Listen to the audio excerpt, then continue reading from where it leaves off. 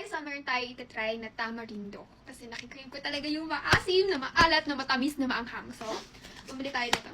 So, tingnan nyo guys. Nakakatakam siya kahit tingnan mo. Bago pa lang ito kakarating niya lang eh. Ito na lang dumating na bago ako umalis. Sobrang ayaw magpabukas. Ayaw.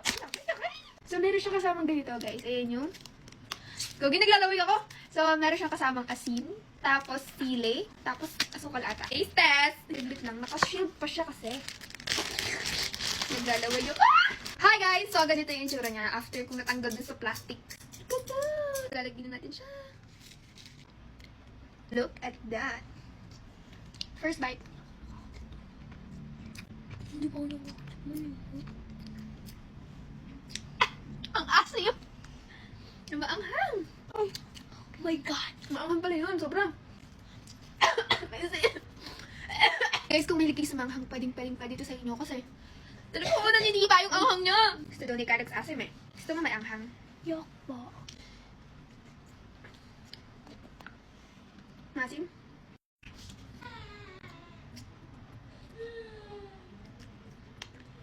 Isang asim niya. Literal na tamarindo. Yung lasa niya, guys, maasim. Ayun yung nangingibabaw eh, yung asim niya.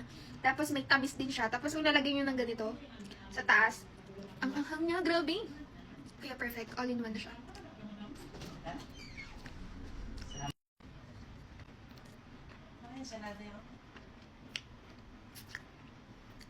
Perfect. And then guys, kung gusto nyo na ito,